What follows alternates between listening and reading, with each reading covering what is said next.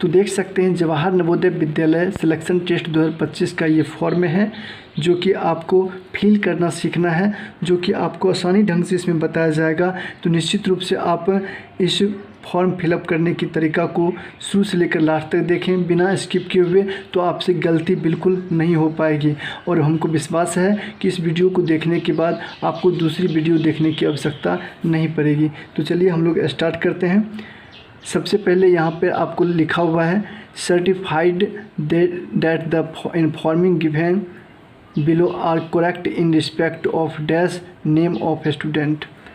Certified that the information given, जो आप इसमें जिस सर्टिफिकेट से यानी आधार कार्ड से, पैन कार्ड से, आप जिस सर्टिफिकेट से इसमें आप अपना विवरण देने वाले हैं, उसमें जो आपका नाम है, नेम ऑफ स्टूडेंट, जो विद्यार्थी का नाम है, वो इसमें आपको अंकित करने हैं। सबसे पहला कॉलम में आप अपना नाम ब्लॉक लेटर में बड़े अक्षर में लिखेंगे। तो चलिए इसे भरने के बाद अगला नेक्स्ट है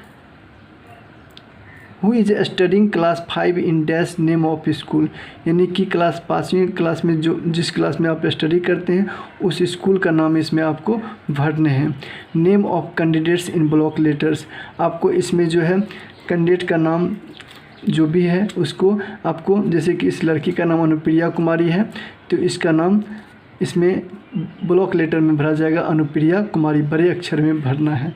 नेक्स्ट है father's name in block letters, यानी पापा के नाम जो है इसमें कैपिटल लेटर यानी बड़े अक्षर में भरा जाएगा।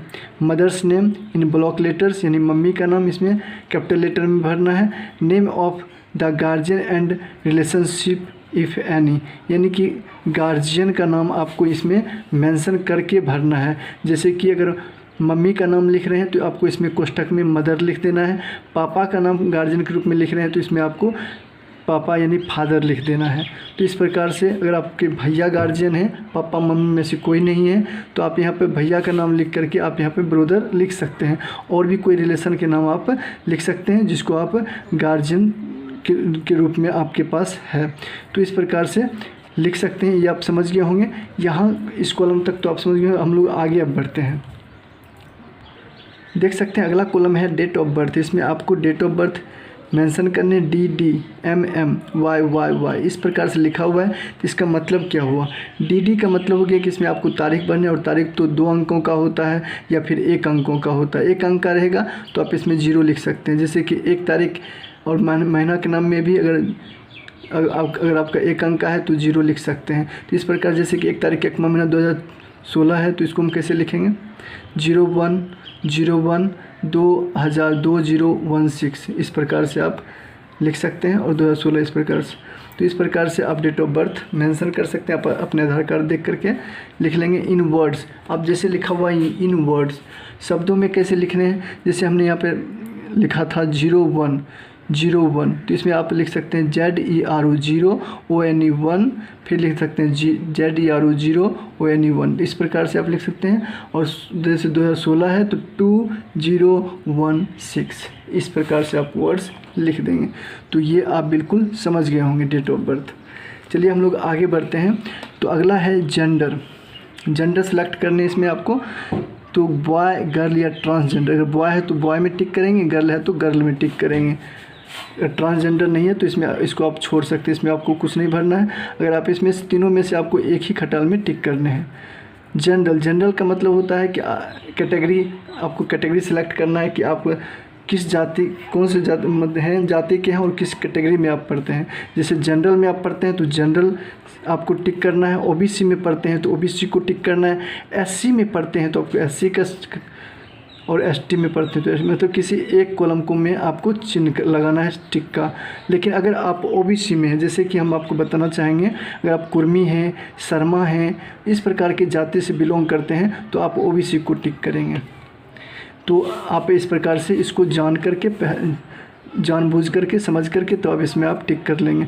चलिए आगे है नेचर ऑफ डिजेबिलिटी, यानी कि विकलांगता का स्वभाव क्या है आपका।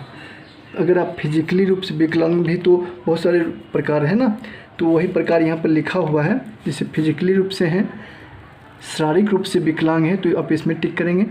विजुअली हैं, जैसे कि आपको आँख से दिखाई नहीं पड़ता है, अंधे हैं आप, तो आप इसमें टिक करेंगे। हियरिंग मतलब सुनवाई आपको नहीं पड़ती है, कान से अगर आप विकलांग हैं तो आप इसमें टिक करेंगे। अब प्रतिशत ऑफ डिजिबिलिटी यानी कि आपका विकलांगता सर्टिफिकेट में आपका प्रतिशत कितना है डिजिबिलिटी का, वो आपको इसमें अंकित करना है। आप किसी एक से हैं और उसका प्रतिशत अंक क्या है वो आपको इसमें भरने हैं। तो आप समझ गए होंगे। अगर आप नहीं हैं इसमें से, आप बिल्कुल इस कॉलम को छोड़ दें, किसी में आपको टिक करने की ज़रूरत नहीं है। तो चलिए हम लोग आगे बढ़ते हैं। आधार नंबर ऑफ द कैंडिडेट्स यानी कि कैंडिडेट के 12 अंक का जो आधार नंबर होता है इसमें आपको फिल करने हैं। नेक्स्ट है PAN number of the candidate, candidate के पेन नंबर को आपको इसमें फिल करने हैं। एड्रेस, एड्रेस जैसे लिखा हुआ है तो आप विलेज VILLAGE विलेज जो गांव का नाम है हाइफन दे करके आप यहाँ पे स्पेस दे करके, ठीक है, आप लिख देंगे आप विलेज का नाम। वार्ड नंबर यहाँ पे अंकित कर देंगे, तो वार्ड और विलेज का नाम यहाँ पे अंकित करके एड्रेस को भर लेंगे। मोबाइल नंबर इसमें आप अंकित कर देंगे, 10 अंक का जो भी मोबाइल नंबर है आपका वो आप यहाँ पे लिख सकते हैं। आपके किसी फैमिली मेम्बर का है तो आप उसका इसमें मोबाइल नंबर लिख सकते हैं। ईमेल, आपके पास अगर ईमेल बना हुआ है तो ईमेल एड्रेस अपना आप लिख सकते हैं। नेक्स्ट है, अगर आपके पास नहीं है तो आप इसे छोड़ सकते हैं, कोई दिक्कत की बात नहीं है। नेशनलिटी इंडियन, इसमें जैसे कि आपको आगे है इसमें कुछ छूटा हुआ था, जैसे कि आइडेंटिफिकेशन मार्क ऑफ कैंडिडेट, ये बहुत ही मेन है, इसको आप निश्चित रूप से भरें कि आप कैंडिडेट का पहचान चिन्ह क्या है। अगर आपके पास कटे, आपके पास तिल का निशान, इस प्रकार से कुछ हो तो आप अपना शरीर में जहाँ भी चिन्ह है तो वो आप चिन्ह को अंकित कर सकते हैं। जैसे बहुत सारे आदमी को तिल का निशान रहता है, गाल पे हो सकता है या फिर हाथ पे हो सकता है या फिर फोरहेड पे हो सकता है, तो आप यहाँ पे अंकित कर देंगे मोल ऑन द चिक। जैसे कि गाल पे है तो मोल ऑन द चिक लिखेंगे। और ये सारे स्पेलिंग आप निश्चित रूप से गूगल से भी आप निकाल सकते हैं। मोल ऑन द चिक इस प्रकार से आप लिख लेंगे। अगर हैंड पे है तो मोल on the left hand, mole on the right hand, जहाँ पर अगर आपका तिल का निशान है उसको आप उस अंक का जो है इंग्लिश में लिख करके आप लिख सकते हैं बड़े अक्षर में। चलिए इस बात को आप समझ गए होंगे। आगे बढ़ते हैं हम लोग।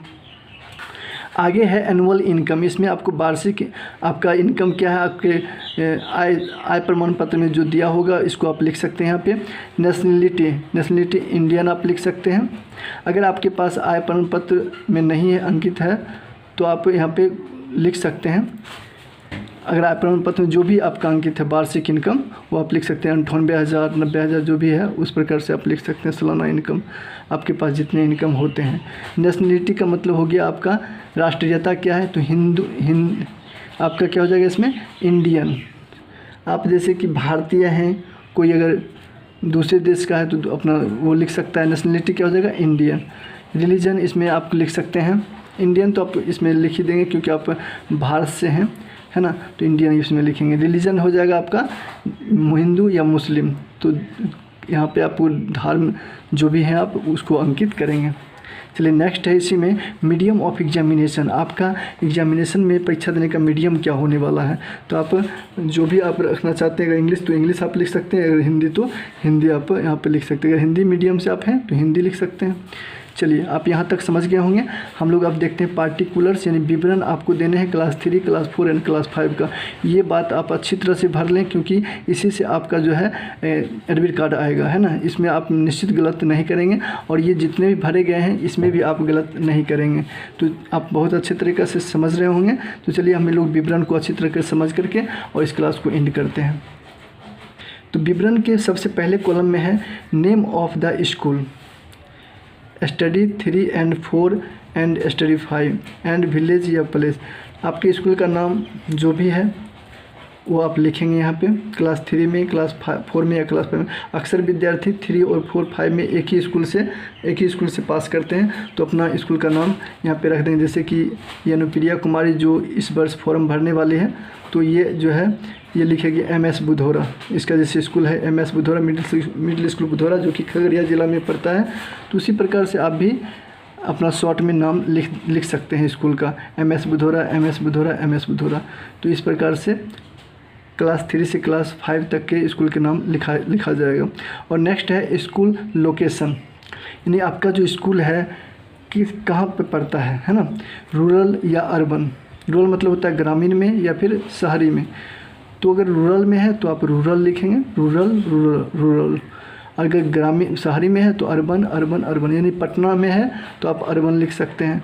अगर आपका कोई गांव में है, विलेज में है, तो आप रूरल लिख सकते हैं। तो इस प्रकार से आप समझ गए होंगे। नेक्स्ट है month and year of joining. इसे आप निश्चित रूप से अच्छी तरह समझ लें। Month and year of joining, आपने क्लास 3 में कब ज्वाइन, मतलब क्लास 3 में किस वर्ष ज्वाइन लिया था और कौन सा महीना था। तो इसमें आप लिख सकते हैं मार्च 2022 में आपका क्लास 3 में ज्वाइन होगा, और मार्च 2022 में आप क्लास 4 में ज्वाइनिंग लिए होंगे। मार्च 2023 में आप क्लास 4 में ज्वाइनिंग लिए होंगे, और मार्च 2024 में जो है आप क्लास 5 में ज्वाइन लिए होंगे। तो इस प्रकार से आप यहाँ पे लिख सकते हैं।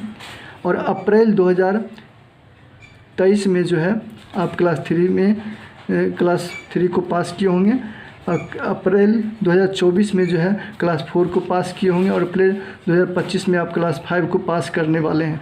तो इस प्रकार से आप अप्रैल 2025 यहाँ पे अंकित कर सकते हैं। तो इस प्रकार से पासिंग ईयर लिख देंगे अप्रैल, और मार्च लिख देंगे आपका ज्वाइनिंग ईयर। तो इस प्रकार से ये दोनों कॉलम आपका भरा जाएगा। नेम ऑफ द ब्लॉक, ये दोनों कॉलम आप समझ गए होंगे।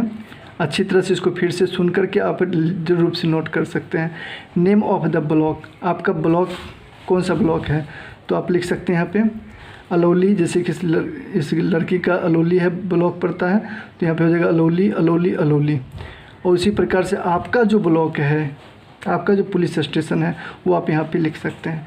Name of the district, district का नाम यहाँ पर आप अंकित कर लेंगे तीनों कॉलम में। Name of the state, state तो बिहार है, तो बिहार लिख सकते हैं। और आप जो स्टेट से हैं, क्योंकि पूरे भारत में ये एग्जामिनेशन होता है, तो आप जिस राज्य से हैं वो राज्य का नाम आप यहाँ पे लिख सकते हैं। क्लास 3 में किस राज्य से थे, क्लास 4 में ना। तो इस प्रकार से आप यहाँ पे अंकित कर देंगे। यहाँ तक आपका पूर्णतः अच्छी तरह से आपका कंप्लीट हो गया फॉर्म, और आगे अब हम लोग बढ़ते हैं। बहुत कम बचा है, इसको अभी आप निश्चित रूप से जान लें, और आपका फॉर्म बिल्कुल अच्छी तरह से कंप्लीट हो जाएगा। और आप बिल्कुल ऑनलाइन कराएंगे तो आपका एडमिट कार्ड जरूर आएगा। सिग्नेचर ऑफ द कैंडिडेट, आप यहाँ पे कैंडिडेट का सिग्नेचर करेंगे, हिंदी और इंग्लिश दोनों में। देखिए सिग्नेचर अगर आप इंग्लिश में करते हैं तो पहला अक्षर बड़ी, बाकी सब छोटी लिखेंगे सिग्नेचर करने के दौरान। सिग्नेचर ऑफ द पेरेंट, यानी कि माता पिता के या फिर जो भी गार्जियन थे उसका सिग्नेचर, पेरेंट मतलब माता पिता का सिग्नेचर यहाँ पे मांग रहा है, तो माता पिता में से किसी एक का सिग्नेचर यहाँ पे हिंदी और इंग्लिश में आप करवा सकते हैं। नेक्स्ट है signature of head master with seal, यहाँ पे आपको हेड मास्टर का सिग्नेचर कराना है और सील के साथ, यानी कि मोहर लगा करके। और इस प्रकार से आपको जब पूरा हो जाएगा तो इस प्रकार से आपका फॉर्म कंप्लीट हो गया। इसे आप बिल्कुल फॉर्म में अब जो है आप यहाँ पे कहा जा रहा है कि affix passport size photo the candidate, यहाँ पर आप फॉर्म में फ़ोटो को एकदम चिपका करके आसानी से, जो 3 महीने पहले का फ़ोटो हो उसको आप निश्चित रूप से 3 महीने तक ही मान्य होता है, तो वो फ़ोटो आप कलर में ले करके आप बिल्कुल यहाँ चिपका करके, और इस प्रकार से आप ऑनलाइन कर सकते हैं। आपका बिल्कुल रूप से एडमिट कार्ड आएगा। आपको ये वीडियो कैसा लगा निश्चित रूप से कमेंट करके बताएंगे, ताकि मैं अगला वीडियो इसी प्रकार से बनाऊं और आप सभी को जो है जानकारी हो, फॉर्म भरने का तरीका मालूम हो। Thank you, all the best, have a nice day. आपका दिन शुभ हो।